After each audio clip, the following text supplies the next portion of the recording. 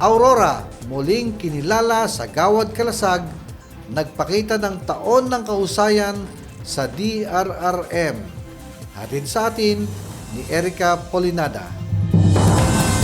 Muling pinatunayan ng lalawigan ng Aurora ang matatag nitong pamumuno sa Disaster Risk Reduction and Management matapos makapag-uwi ng panibagong parangal sa prestihiyosong Gawad Kalasag 2025. Iginawad ang pagkilala noong 5 ng Disyembre 2025 sa Laos Event Center, San Fernando City, Pampanga sa ginanap na RDRRMC3 Regional DRRM Recognition Ceremony 2025 na dinaluhan ng mga lokal na opisyal, katuwang na ahensya at kinatawan mula sa rehiyon. Personal na tinanggap ni Governor Isidro P. Galban ang parangal bilang kinatawan ng lalawigan ng Aurora, kasama si Aurora PDRRMO Head Engineer Amado Elson A. Agargue para sa kanilang pamumuno at kontribusyon sa pagpapalakas ng DRRM system sa lalawigan.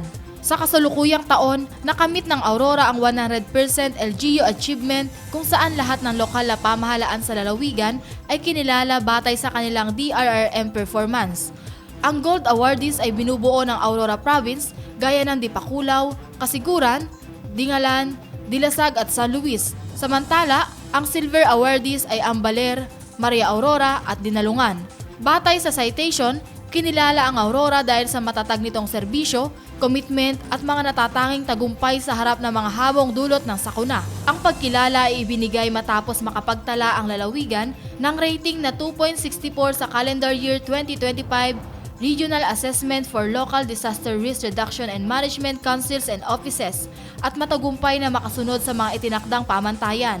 Sa isang pahayag, nagpasalamat si Engineer Agargue sa Office of Civil Defense Region 3 sa pamumuno ni RD Amador V. Corpus, kay Governor Galban at sa buong PDRRMC at PDRRMO team.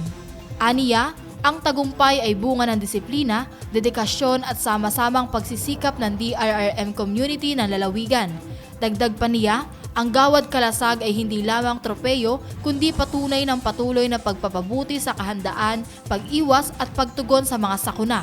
Samantala, sa naturang seremonya, 117 LGUs ang pumasa sa assessment at 15 ang tumanggap ng special awards.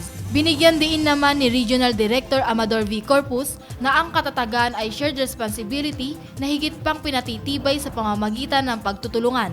Ako si Erica Polinada para sa PGA in Action, all-out serbisyo ng Kapitolyo para sa publiko.